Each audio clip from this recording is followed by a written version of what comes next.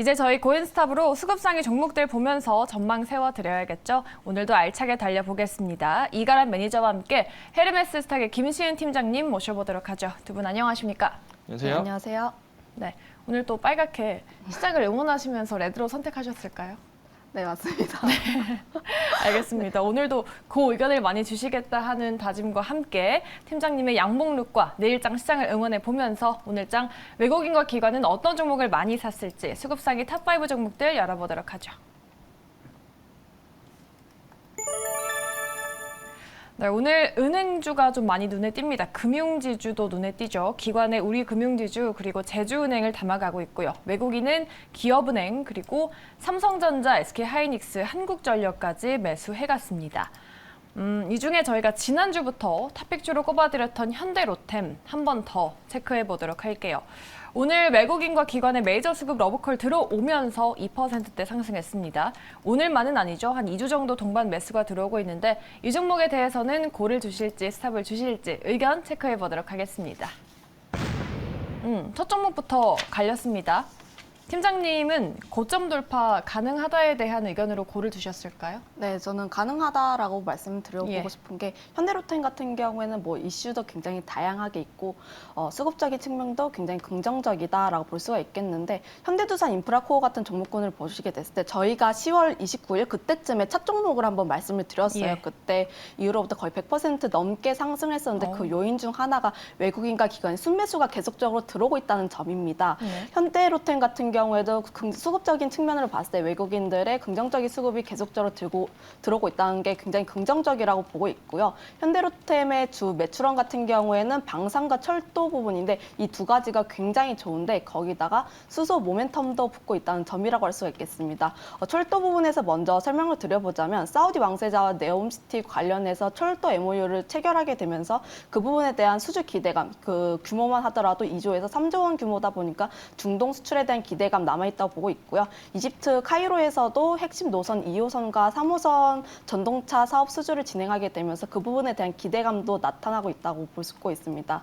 차세대로 보고 있는 수소 기관차에서도 개발 예정이라고 보고 있는데 관련 부분에서 디젤 기관차를 대체하는 사업 부분이다 보니까 미래 성장성에 대한 기대감, 게다가 K2 전차 수출에 대한 기대감도 남아있다고 보고 있는데 노르웨이를 시작으로 북유럽 쪽에 수출에 대한 기대감 여전히 남아있다고 보고 있고요. 이집트와도 K2 전차 수출에 대해서 협상을 진행 중이다 보니까 여전히 K2 전차에 대해서도 기대가 있다고 보고 있습니다. 예. 전반적으로 철도 부분에서 안정적인 수익성을 챙기고 있고 일단 방산 같은 경우에는 수주를 한번 받게 됐을 때 조단이다 보니까 그에 따라서 수주가 계속적으로 늘어나면 늘어날수록 실적에 대한 증가세는 계속 나타나게 될 것이다. 거기다가 수급적인 측면에서도 굉장히 긍정적이라 보고 있다 보니까 추가적인 성장 가능하다고 보고 있습니다. 네. 그렇죠. 현대두산 인프라코어도 탑픽주로 꼽아주시고 나서 또 100% 가까이까지 큰 수익을 내줬습니다. 오늘도 우리 양봉 여신님의 또 탑픽주를 기대해 보도록 하고요. 여기에 매니저님은 스탑 의견을 주셨습니다. 네.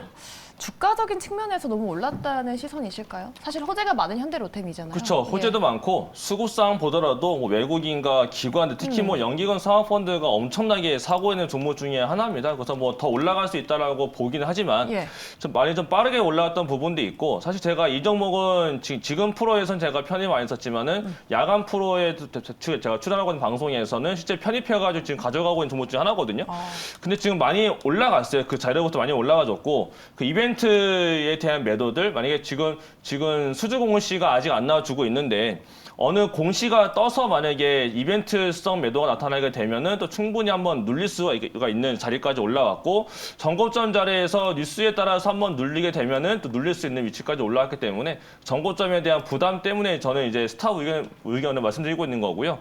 조금 전에 설명하신 것처럼 이제 추가적인 수출에 대한 기대감은 또 확실히 좀 있습니다. 있긴 하지만은 좀 빠르게 올라가 줬고 그리고 아마 눌려주게 되면은 그때 한 번 더 기회가 되지 않을까 이렇게 말씀드리고 싶기 때문에 지금 자리에서 신규 매수를 본다라고 했을 때 지금 올라온 만큼 또 빠르게 올라간다라고 보기에는 어려울 것 같고요. 하지만 지난번처럼 이제 장대 양봉은 아직 안 나온 적이 없으니까 만약에 횡보성을 보여준다면 눕게 된다면은 그 당시에 한 번 더 들어갔을 때 이런 장대 양봉 한번 늘어볼 만한 모멘텀 거리 나올 것 같으니까 조금 더 지켜는 보시는데 지금 당장 바로 또 비중을 넣으면서 들어갈 자리는 좀 아닌 걸로 판단돼서 저는 스탑 의견을 드리도록 하겠습니다. 네. 두 분의 의견 받아봤고요. 저희가 잠시 뒤에도 필승공략주 시간에도 현대로템 리뷰해 드리도록 하겠습니다. 저희 다음은 오랜만에 보는 카지노주 파라다이스 알아보도록 할게요. 지금 연말을 맞아서 카지노 큰손으로 불리는 해외 관광객들이 한국으로 들어오고 있다는 소식입니다. 또 지금 파라다이스에서 드롭액도 개장 이래 최고 수준을 기록을 하고 있다고 하죠. 주가도 기대해 볼 수 있지 않을까요? 두 분의 의견 체크해 보도록 하겠습니다. 고! 네, 파라다이스는 기대해 볼 수 있겠다로 일치했습니다. 파라다이스 하반기에 영업이익이 더 늘어날 거라고 하더라고요, 팀장님. 네, 일단 카지노 섹터 같은 경우는 리오프닝 섹터 중에서도 가장 업황 회복세가 빠른 종목 섹터라고 꼽히고 있어요. 예. 그에 따라서 업황이라든지 실적 그리고 지금 같은 경우에 수급 같은 면에서 굉장히 삼박자가 맞다고 보고 있는데 아무래도 최근 업황을 보게 됐을 때 하늘길이 열리고 있습니다. 카지노 섹터에서 가장 중요하게 보고 있는 게 중국과 일본이라고 보고 있는데 파라다이스 같은 경우는 일본 VIP 비율이 굉장히 높은 편이거든요. 그에 따라서 일본 하늘길이 열리게 되면서 일본 VIP가 늘어나게 되면서 실적이 좋아지는 기조로 가고 있습니다. 추가적으로 지금 중국을 포함해서 굉장히 다양한 나라에서 코로나에 대한 위험도가 조금 나오고 있긴 하지만 이전과 다른 부분이 일단 개방은 계속적으로 나올 것이다. 그 전거래일에 화장품주가 크게 분출했었는데 그 이유가 백신을 접종하면서 개방으로 가는 분위기가 나타나고 있고요. 미국에서도 이거래일 전에 카지노주가 굉장히 좀 잘 움직였었는데 아무래도 마카오 라이선스 갱신에 대한 부분이 백신이라든지 뭐 개방에 대한 이야기가 계속적으로 나오고 있다고 보고 있습니다. 네. 전반적으로 관광객이 다시 좋아지게 된다면 업황은 계속 좋아질 거라는 관점으로 보시면 좋을 것 같다고 말씀드리겠고 카지노주를 한번 봤을 때 이해를 해보셔야 되는 게 드롭액과 홀드액인데 드롭액 같은 경우에 게임을 하기 위해 돈을 바꾸는 금액이고 홀드액 같은 경우에는 카지노가 고객들로부터 돈을 버는 그러니까 돈을 따는 금액이라 보시면 좋을 것 같은데 네. 홀드액 같은 경우에 그 통상적으로 고정돼 있어요. 그렇게 되면 카지노주가 그 돈을 이제 실적을 쌓는 게 드롭액이라 보시면 좋을 것 같은데 일본 관광객 수가 많아질수록 드롭액이 크게 좋아지게 되면서 4분기 같은 경우에도 실적이 좋아질 것으로 보고 있습니다. 게다가 경기 방어 섹터로 분류가 되고 있는데 최근 변동성이 굉장히 많은 시장입니다. 뭐 연준 의장 같은 경우에는 좀 발언이 어떻게 나오는지 좀 확인해 볼 필요가 있겠지만 각종 지표라든지 FOMC 앞두고 있어서 경기 방어적인 섹터에 수급이 긍정적으로 돌아올 가능성이 높다라고 보고 있고요. 그에 따라서 저점에서 실적 좋은 종목군들 위주로 순환매 흐름이 돌고 있다 보니까 관련 부분에서 좀 기대를 해볼 수가 있겠다. 특히 카지노 섹터 같은 경우에는 전반적으로 코로나 이전보다 위치 에너지가 좀 낮다 보니까 그 부분에서 기대를 해볼 수가 있겠다까지 말씀드리겠습니다. 네.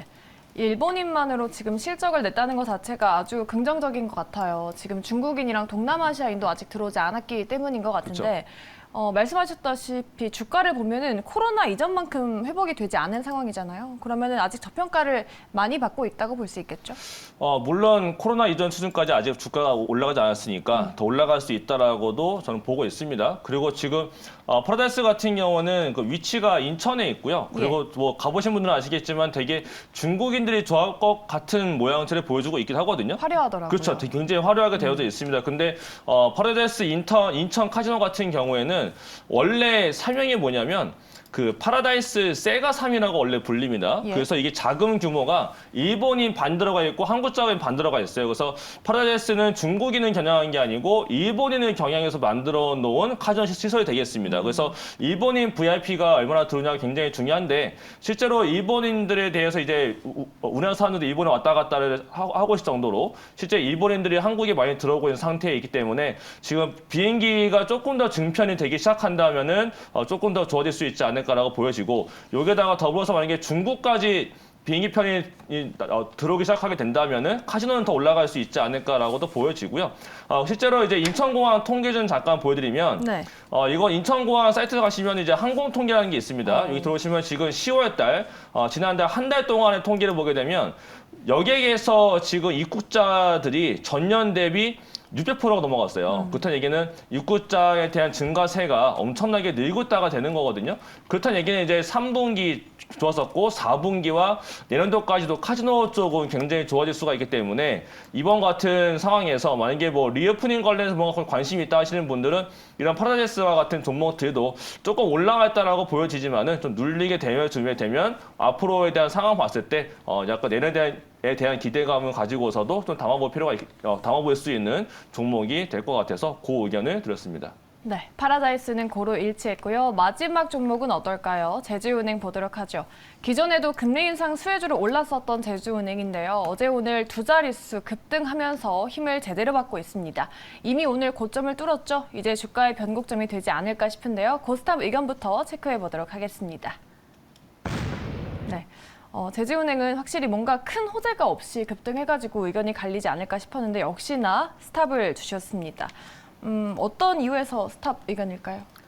단기 급등에 따른 차익 실현 가능성이 좀 나오지 않을까 싶어서 좀 주의하자는 의견 드리겠고요. 아무래도 좀 전거래일부터 급등을 해가지고 거의 굉장히 많이 올랐습니다. 네. 그에 따라서 차익 매물이 좀 나올 고 있다 보니까 신규로 접근하기엔 좀 부담스러운 가격이라고 보고 있고요. 다만 금융주 자체는 좀 긍정적으로 보고 있는데 아무래도 금융주가 전반적으로 금리 인상 시기엔 좀 좋지 못했습니다. 통상적으로 금융주 같은 경우에는 은행주가 최대 수혜주라고 알려져 있는데 금리가 오르면서 은행 예대 마진이 확대되고 있지만 대선 충당금을 확보하는 부분이 있다 보니까 그에 따른 재무 부담감도 있었고요. 정부가 금리를 올리지 말다 예대 마진으로 수익을 챙기지 말자고 하다 보니까 그 부분에 대한 부담감이 나타나고 있었지만 최근 들어서 뭐 푸른저축은행이라든지 제주은행 같은 제일금융권을 제외한 금리적인 부분이 좀 세게 움직이고 있습니다. 전거래일 같은 경우에도 예대 마진에서 정부 개입 최소화하는 움직임 나오고 있고 배당이라든지 주주 환원 정책에 대한 기대감 여전히 남아 있다 보니까 금융주에 대해서는 좀 긍정적인 시선을 가지고 있다고 보고 있습니다. 특히 배당 성향 같은 경우에 6%에서 8%대로 기대되는 부분이 있다 보니까 전반적인 분위기가 긍정적이라고 보고 있고요. 그에 따라서 금융주를 좀 관심 있게 보시고 싶으신 분들 같은 경우에는 금융지주 중 하나 골라서 한번 투자를 해보시는 걸 추천드려 보도록 하겠고, 다만 금융주 특성상 특별 대선 충당금에 대해서는 좀 주의할 필요가 있겠다는 말까지 덧붙여서 말씀드리겠습니다. 네. 매니저님은 고 의견 주셨어요. 상대적으로 제주은행이 다른 은행이나 금융지주보다 강한 시세를 내고 있거든요. 그쵸. 이유가 뭘까요?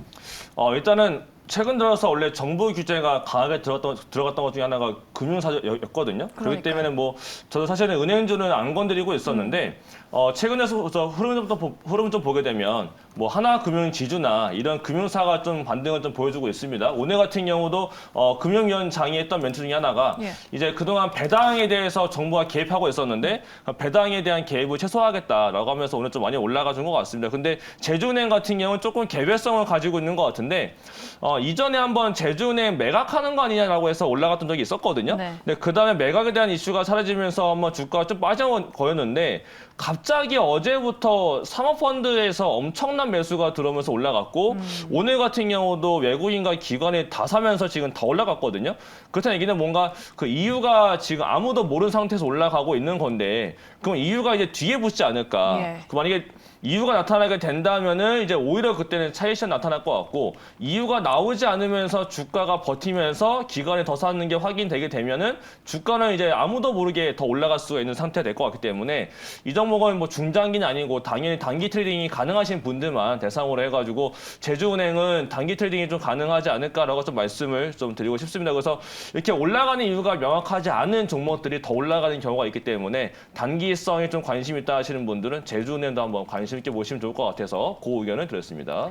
네, 이렇게 오늘은 의견이 살짝씩 갈렸습니다. 다양한 두 분의 의견 들어봤고요. 그럼 두 분은 수급 상위 10종목 중에 어떤 종목을 내일 공략주로 꼽으셨을지 내일장 공략주 열어보도록 할게요. 제주은행과 파라다이스입니다. 매니저님도 파라다이스랑 제주은행 중에 고민을 하신 걸로 알고 있는데 그쵸. 결국 제주은행을 선택하셨습니다. 네. 앞서서 단기 트레이딩 전략을 말씀하셨는데 디테일하게 한번 전략 세워볼까요? 네, 이건 바로 좀 차트를 보여드리면서 말씀을 드려보도록 하겠습니다. 오늘 제주은행이 장중에 눌렸던 위치가 있습니다. 그 장중에 눌렸던 위치가 어디냐면 여기 1,500원짜리에서 장중 눌림이 있다가 그 이후 다시 한 번 더 올라갔기 때문에 만약에 내일이나 내일 모레 정도에 1,500원짜리 한번 번 더 올라면 이 자리에서 단기 반등을 한 번 더 보여줄 가능성이 높다라고 보여지고 오늘 좀 많이 올라갔기 때문에 내일 좀 음봉 좀 보여준다면은 음봉 이후에 다시 한 번 더 반등도 가능할 것으로 보여집니다. 그래서 단기적인 관점으로서 매수가는 1,500원을 말씀드리겠고요. 목표가는 조금 짧은 자리긴 하지만은 오늘 박스권 상단이었던 11,300원대, 그 다음에 손절가로는 오늘 자리 좀 이탈되는 9,500원으로 말씀을 드리도록 하겠습니다. 네. 제주은행 목표가 11,300원으로 세워두셨어요. 우리 매니저님도 파라다이스를 탑픽으로 꼽으려고 하셨는데 한번 전략 들어볼까요, 팀장님? 네, 일단 파라다이스 같은 경우는 그 카지노주 흐름들 굉장히 좋고 그리고 수급적인 측면에서 굉장히 긍정적이다라고 보고 있는데 외국인들 같은 경우는 계속적으로 사고 있는 모습 보여주고 있다가 최근 들어서 긍정적인 기사라든지 리포트 나오게 되면서 기관들의 매수세도 나오고 있는 상황이라 보고 있습니다. 특히 우리가 수급적인 상황을 체크를 할 때 단발성이 아니라 연속적으로 계속 들어오는지 여부를 체크를 해봐야 되기 때문에 이런 연속성 있는 부분은 굉장히 긍정적이다라고 보고 있고요. 그에 따라서 매수가 같은 경우에는 지금 16,700원서부터 17,200원까지 분할적으로 매수를 해보시면 좋을 것 같고 이 라인을 돌파를 하게 됐을 때 19,000원까지 목표가를 제시하겠습니다. 손절가 같은 경우에는 15,200원을 제시하겠습니다. 네. 목표가 19,000원까지 기대해 보겠습니다. 이렇게 내일을 위한 공략도 짚어드렸고요. 저희 고스탑 종략주들이 잘 순항해 주고 있는 만큼 이 두 종목의 향방을 눈여겨보시면 좋을 것 같습니다. 매니저님이 항상 사실 빅 이벤트 전에 무료 방송을 하시잖아요. 네. 오늘은 또 어떤 내용 알려주십니까? 제가 원래 사전에 좀 말씀을 드렸어야 된 건데 예. 오늘은 제가 사실 좀 무료 방송을 좀 못할 것 같아요. 그래서 지금 자막에 나오고 있지만 아시겠지만 네이버 밴드가 좀 있습니다. 그래서 오늘은 공개 방송이 없고 대신에 네이버 밴드에서 오늘 못한 얘기들 그다음에 앞으로에 대한 내용들도 밴드에다 올려드리고 있으니까 네이버 밴드에서 이가람 검색하시면은 나타나니까요. 여기에 입장하셔가지고 오늘 밤과 내일에 대한 코멘트 한번 받아보시면 좋을 것 같습니다. 네, 알겠습니다.